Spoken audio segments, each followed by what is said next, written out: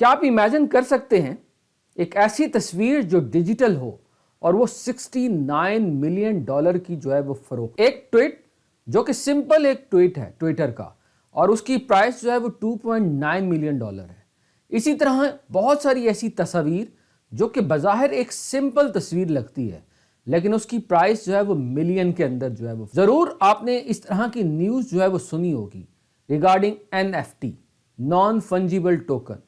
तो आज की मास्टर क्लास के अंदर हम डिस्कस करने जा रहे हैं इस यूनिक और न्यू कॉन्सेप्ट को, NFT। ये NFT है क्या, ये कैसे काम करता है, ये क्यों इतना पॉपुलर हो रहा है, लोग इसको क्यों खरीदना चाहते हैं, ये कहाँ से खरीदा जाता है, इसके क्या फ़वाइद हैं। तो आज की इस मास्टर क्लास में हम डिस्कस करने जा रहे हैं ऑल एस्पेक्ट्स अबाउट NFT। तो आइए वीडियो शुरू करते हैं। What is NFT? NFT stand for Non-Fungible Token।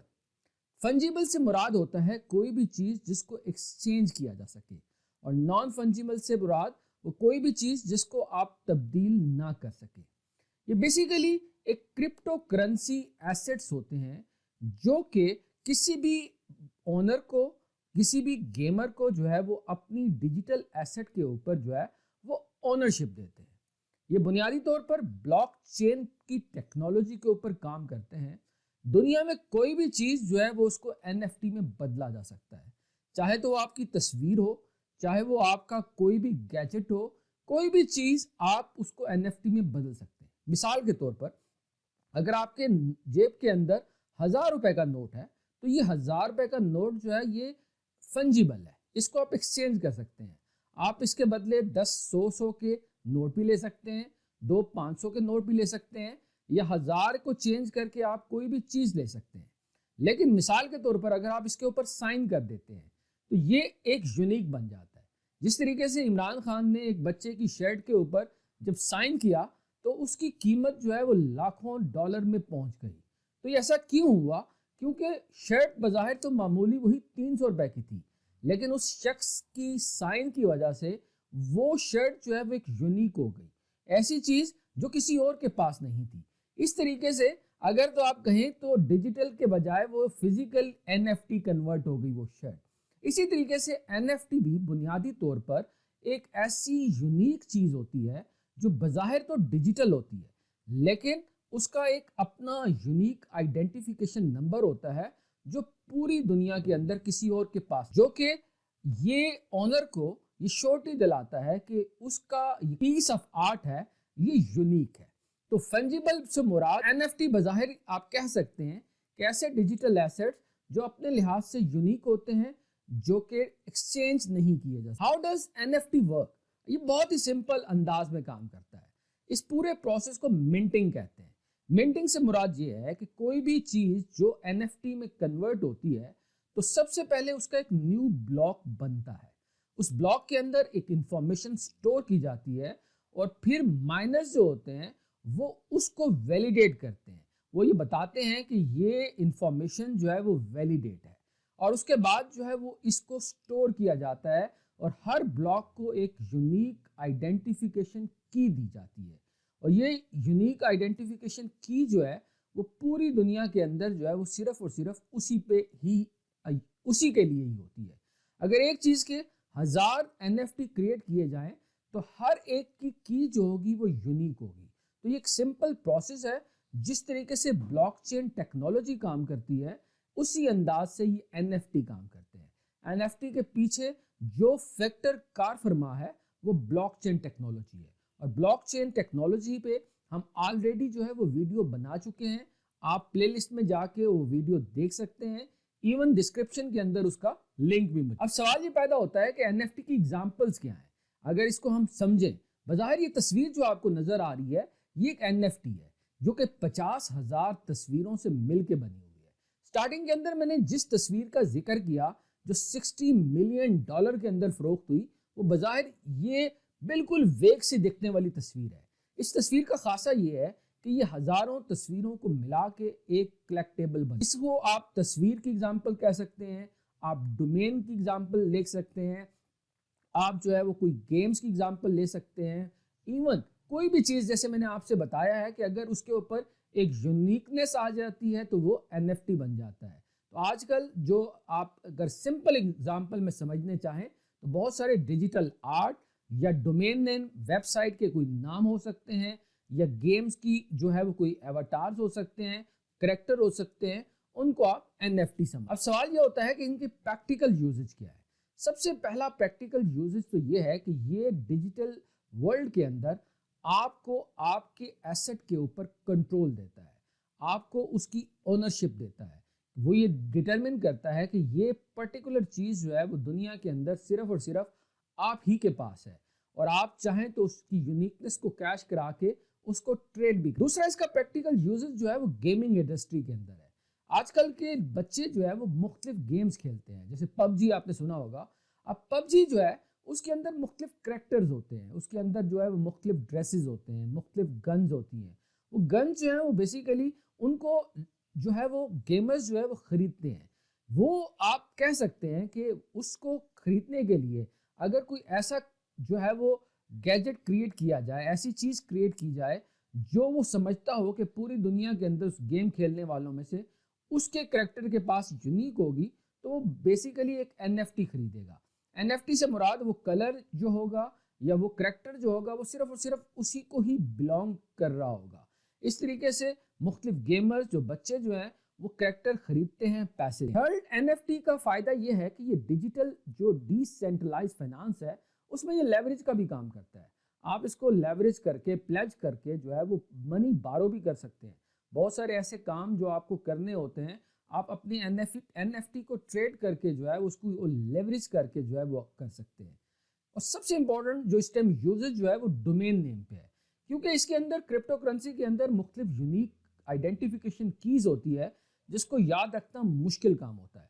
तो आसान सा कोई नाम, मिसाल के तौर पर जैसे GoDaddy में आप जाते हैं, आप एक ब्लॉग के लिए अपनी एक वेबसाइट बुक कराते हैं, जैसे मेरी वेबसाइट का नाम 5minutesteacher.com है। अब ये जो डोमेन है ये बुनियादी तौर पर जो है वो पूरी दुनिया के अंदर और कोई शख्स यूज नहीं कर सकता, क्योंकि मुझे इस पे पर्टिकुलर राइट्स मिले हैं। इसी तरीके से ये डोमेन नेम जो खास तौर पर डिसेंट्रलाइज वर्ल्ड के अंदर अगर आप डोमेन खरीदना चाहते हैं तो ये सारी चीजें जो है वो NFT के थ्रू जो है वो आप परचेज कर सकते हैं। अब सवाल ये पैदा होता है कि ये NFT क्यों इतना पॉपुलर है। बज़ाहिर तो ये 2015 से जो है वो एग्जिस्ट करता है, लेकिन जितनी जल्दी इसकी पॉपुलैरिटी हुई है उसके पीछे जो है वो क्रिप्टो करेंसी है। जिस तरीके से क्रिप्टो करेंसी की प्राइस के अंदर इजाफा हुआ, बिटकॉइन में इजाफा हुआ, इसमें सबसे इंपॉर्टेंट चीज जो है वो लिमिटेड फैक्टर है, क्योंकि ये जो क्रिप्टो करेंसीज होती हैं ये प्री डिफाइंड होती हैं। जैसे बिटकॉइन है, वो मैक्सिमम बिटकॉइन जो क्रिएट किए जा सकते हैं वो $21 मिलियंस है। तो हर एक को पता है कि 21 मिलियन के बाद जो है बिटकॉइन क्रिएट नहीं होंगे। तो इसका मतलब है कि इनकी लिमिटेड सप्लाई है, इनकी फिनाइट सप्लाई है। जब किसी चीज़ की फिनाइट सप्लाई होती है तो उसकी डिमांड में इजाफा हो जाता है। लोग जो है वो इस तरह की यूनिक चीज़ों को, ये ट्रेडिशन जो है वो पुरानी है, हमेशा से लोग जो है वो आर्ट के दीवाने रहे हैं। वो कोई ऐसा पीस ऑफ आर्ट खरीदते हैं जो उनके लिए जो है वो प्राइड का बायस हो। जैसे मोनालिसा की तस्वीर जो है एक वर्ल्ड फेमस जो है वो आर्ट पीस है। इसी तरीके से आप समझ लें कि NFT भी बज़ाहिर तौर पर डिजिटल जो आर्ट है या जो डिजिटल चीज़ें हैं उनकी आपको जो है वो ओनरशिप लाता है, और आपको ये फील होता है कि ये चीज़ जो है वो सिर्फ आपकी है, और आप बाद में इस यूनिकनेस को कैश करा के इवन जो है वो उसके बदले में काफ़ी पैसे भी कम। अब सवाल पैदा होता है कि NFT को बाय कैसे किया जा सकता है। NFT को बाय करने के लिए आपको सबसे पहले तो एक क्रिप्टो वॉलेट बनाना होगा। क्रिप्टो वॉलेट से मुराद एक ऐसा वॉलेट जिसके अंदर क्रिप्टो करेंसी आप स्टोर कर सकें, क्योंकि ये एक ऐसी चीज़ नहीं है जो आप किसी लॉकर में रखें, बल्कि ये सिर्फ और सिर्फ जो है क्रिप्टो वॉलेट के अंदर भी रखी जाती है। तो इसलिए आपको क्रिप्टो वॉलेट ऐसा इंतखाब करना है जो कि रेलिवेंट हो, जो कि NFT के लिए सूटेबल हो, क्योंकि बहुत सारे ऐसे वॉलेट हैं जो NFT को सपोर्ट नहीं करते। तो आपको देखना है कि जैसे मेटामास्क है, इस तरह के क्रिप्टो वॉलेट आप लेंगे, और उसके बाद बहुत सारी ऐसी मार्केट्स हैं, बहुत सारी ऐसी वेबसाइट्स हैं जहां जाकर आप अपना पसंद का NFT खरीद सकते हैं। इवन आजकल तो बहुत सारे आर्टिस्ट और बहुत सारे एक्टर जो है वो अपनी चीज़ों को जो है वो डिजिटल कन्वर्ट करके एज NFT बेच रहे हैं। तो एक शानदार अपॉर्चुनिटी है और आप क्रिप्टो अपने वॉलेट के अंदर जो है वो इसको स्टोर कर सकते हैं। What are the famous NFT markets? बहुत सारी मार्केट्स हैं, लेकिन इसमें जो सबसे इंपॉर्टेंट है वो ओपन सी है, वो आप कह सकते हैं सैंडबॉक्स है, वो रेरिबल है, वो फैंटम है। तो ये कुछ चंद मार्केट्स हैं। मार्केट से मुराद ये कुछ वेबसाइट्स हैं। इन वेबसाइट्स पे जाके जो है वो आप NFT को ना सिर्फ खरीद सकते हैं बल्कि बेच भी सकते हैं। तो ये बाकी ही चीज़ों की तरह समझ लें कि जिस तरीके से खरीदी और बेची जाती है, सिर्फ और सिर्फ फ़र्क ये है कि यहाँ जो चीज़ आप खरीदने जा रहे होते हैं वो एक यूनिक चीज़ होती है, और यूनिक चीज़ जो है वो हमेशा जो है कीमती होती है। Why do people buy NFT? लोग क्यों खरीदते हैं? सबसे पहला तो वही कि लोग जो है वो अपनी प्राइड के लिए, यूनिकनेस के लिए, कि उनको ये फील होती है कि उनके पास कोई एक ऐसी यूनिक चीज़ है जो दुनिया में किसी के पास नहीं है। दूसरा, क्योंकि यूनिकनेस जो है वो अपने साथ जो है वो प्राइस लाती है, और जितनी जल्दी जो है वो इस मार्केट की हाइप क्रिएट हुई, तो इससे जो है वो इसके अंदर क्योंकि वैल्यू ये स्टोर करती है, बहुत ज़्यादा ऐसी ट्रेड्स हुई जो कि $1 मिलियन के अंदर थी। तो इसमें एक शानदार अपॉर्चुनिटी थी। लोगों ने इसके अंदर जो है वो इनकम जनरेट करने की एक अपॉर्चुनिटी की कि अगर आप एक NFT जो है वो अगर $1000 का खरीदते हैं, तो हो सकता है कि उसकी प्राइस जो है वो $5000 हो जाए।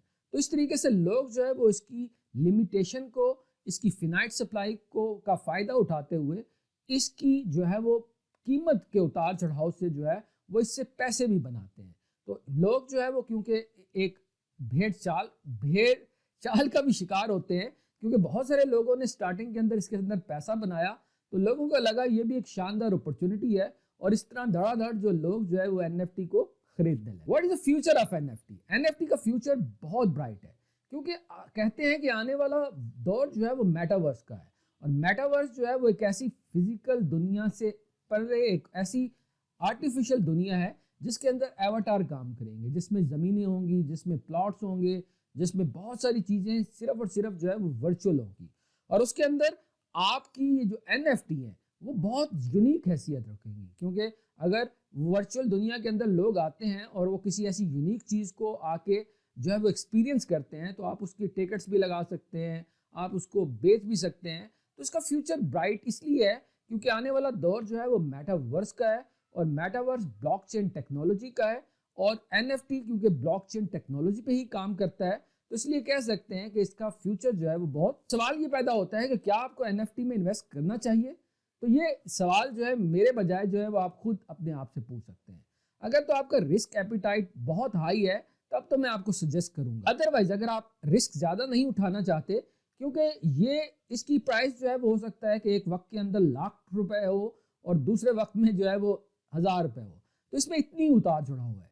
अगर तो आप अपने रिस्क को मैनेज नहीं कर सकते तो फिर तो कभी भी ना जाए।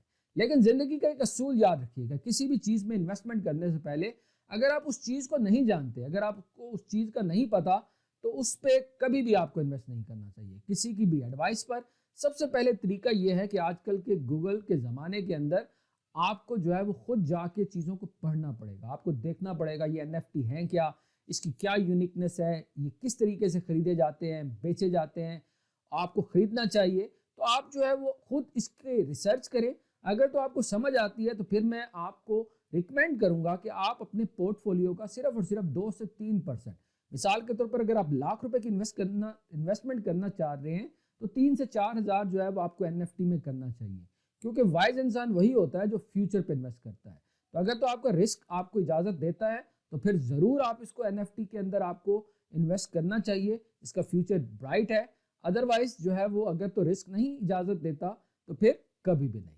मैं उम्मीद करता हूं कि आज की ये वीडियो आपको पसंद आई होगी, क्योंकि NFT एक ऐसा पॉपुलर टॉपिक है जो लोग जो है जिसके बारे में जानना चाहते थे, तो इसलिए हमने कोशिश की कि NFT के तमाम बुनियादी क्वेश्चंस को आपके सामने जो है वो पेश करें, क्योंकि हमारे चैनल का मकसद आपकी जिंदगियों के अंदर वैल्यू ऐड करना है, आपकी लाइफ को अपग्रेड करना है। हमारे चैनल पे आपके 5 मिनट की डेली इन्वेस्टमेंट आपको जिंदगी में 5 साल आगे ले जा सकती है। अगर तो आप इसके बारे में पढ़ना चाहते हैं तो आप मेरे ब्लॉग 5minutesteacher.com पे पढ़ सकते हैं, उसका लिंक जो है वो डिस्क्रिप्शन के अंदर मौजूद है। अगर तो ये वीडियो पसंद आई है तो ज़रूर तमाम लव्ड वंस फ्रेंड्स के साथ इसको शेयर करें, और इसके साथ ही इजाज़त चाहते हैं। अल्लाह हाफ़िज़।